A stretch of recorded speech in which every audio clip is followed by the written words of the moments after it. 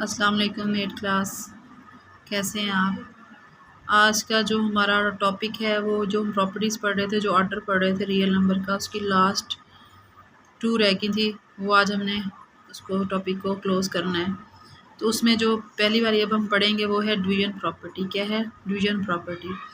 If A and B, A less than B. अब आपको पता है ए और बी आपके पास क्या हैं? रियल नंबर्स हैं। ए और बी आपके पास क्या हैं? रियल नंबर्स हैं। ए लेस देन बी से है और सी एक तीसरा रियल नंबर है, वो ग्रेटर दैन ज़ीरो होना चाहिए। ग्रेटर दैन ज़ीरो होना चाहिए, यानी नेगेटिव इंटीजर नहीं होना चाहिए, ज़ीरो नहीं होना चाहिए, बल्कि मुस्बत अदद होना चाहिए। क्या होना चाहिए? मुस्बत अदद होना चाहिए। देन अगर हम इस सी को दोनों साइडों पे क्या करेंगे? अब ज़ाहिर डिवीजन से ज़ाहिर हो रहा है, क्या करेंगे? डिवाइड करेंगे दोनों साइडों पे। सी को इधर भी डिवाइड करेंगे, ए को भी, और बी को भी इस पे डिवाइड करेंगे। तो ए सी वाली साइड भी क्या होगी? लेस होगी बी सी वाली साइड से। क्लियर हुआ है आपको? ये नेक्स्ट आपको एग्जांपल से मज़ीद क्लियर हो जाएगा। अब ए आपने यहाँ पे 6 लिया है, बी आपने 9 लिया है। ज़ाहिर है 6 छोटा है 9 से, और सी हमारे पास क्या है? एक अदद आ गया, 3 आ गया है। ज़ीरो नहीं है, नेगेटिव नहीं है, बल्कि मुस्बत रियल नंबर है। सी आपके पास 3। अब सी को हमने दोनों साइडों पे यानी 6 और 9 इसको डिवाइड कर देना है किस पे? 3 पे। 3 पे जब डिवाइड कर दिया तो ये 3 2 6 और यहाँ पे 3 3 9। तो ये देखिए ये वाली साइड यानी ए वाली साइड का आंसर भी क्या आया है? छोटा आया है बी वाली साइड से, क्योंकि ए छोटा था बी से। तो एक सी जब हमने तीसरा रियल नंबर लिया और उसको डिवाइड किया है तो ए वाली साइड का उस साइड का आंसर भी छोटा आया है बी वाली साइड से। अब नेक्स्ट आ जाएं आप। If A less than B, A less than B है and C less than C. अब यहाँ पे यही कंडीशन चेंज होगी। अब सी आपके पास ज़ीरो से छोटा है, यानी नेगेटिव इंटीजर होना चाहिए। क्या होना चाहिए? नेगेटिव इंटीजर होना चाहिए। अब जब हम इस सी को दोनों साइडों पर डिवाइड करेंगे तो ए वाली साइड का आंसर क्या हो जाएगा? बड़ा हो जाएगा किससे? बी सी वाली साइड से। ए सी वाली साइड का आंसर क्या हो जाएगा? बड़ा हो जाएगा बी सी वाली साइड से। इसको हम प्रूव करते हैं एग्जाम्पल के साथ।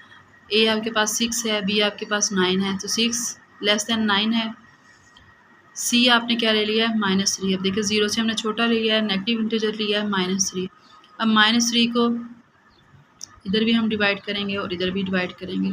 3 2 6 जमा माइनस ये वाला माइनस साथ ही आ जाएगा। और इस तरह से 9 को जब हमने 3 पे किया है 3 आ गया, लेकिन ये वाला माइनस साथ में ही आ गया।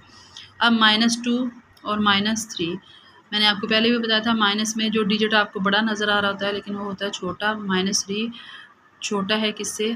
-2 से। यानी अब ये ए वाली साइड का आंसर बड़ा हो गया है बी वाली साइड से। ये हुआ क्यों है? क्योंकि हमने इसको नेगेटिव रियल नंबर से डिवाइड किया था, नेगेटिव रियल नंबर से डिवाइड किया था।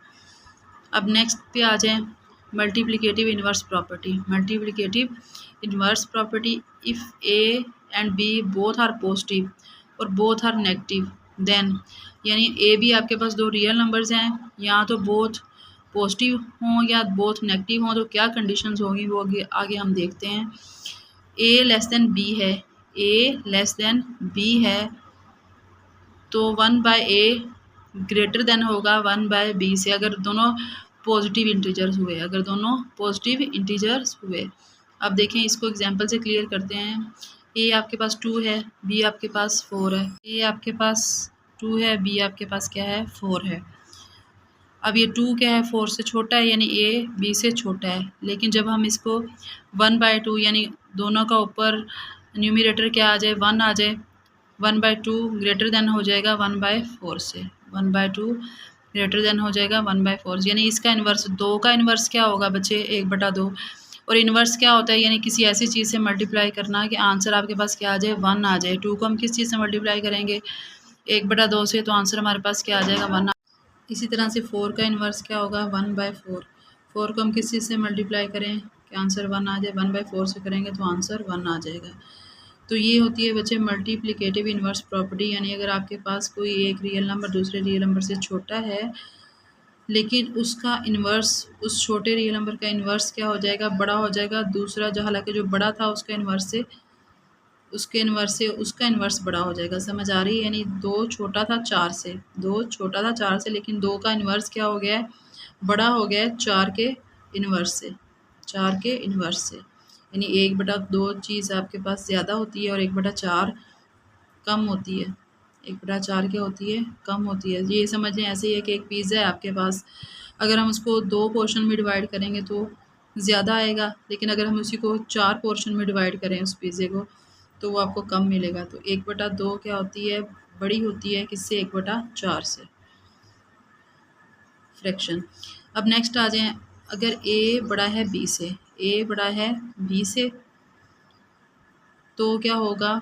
1/a छोटा होगा किससे? 1/b से। 1/a छोटा होगा किससे? 1/b से। अब ये कंडीशन क्या है कि अगर बोथ क्या हों? नेगेटिव हों। बोथ क्या है? नेगेटिव रियल नंबर्स हैं, यानी -3 छोटा है -2 से, -3 छोटा है -2 से, -3 छोटा है -2 से। तो अब ये, लेकिन इसका इन्वर्स जो होगा, इसका इन्वर्स -1/3 बड़ा हो जाएगा किससे? -1/2 से। -1/3 बड़ा हो जाएगा -1/2 से। आई होप ये आपको क्लियर हो गया होगा। आज ही हमारे टॉपिक वाइंड अप हो गया है, इंशाल्लाह क्लियर हो गया होगा आपको। मेरी तो पूरी कोशिश थी कि आपको हर चीज़ स्टेप बाय स्टेप क्लियर हो जाए। सब्सक्राइब करें मेरे चैनल को, अपनी सपोर्ट शो करें, नेक्स्ट आपको इस तरह की वीडियोस मिलती रहें। Thank you. अल्लाह हाफिज़।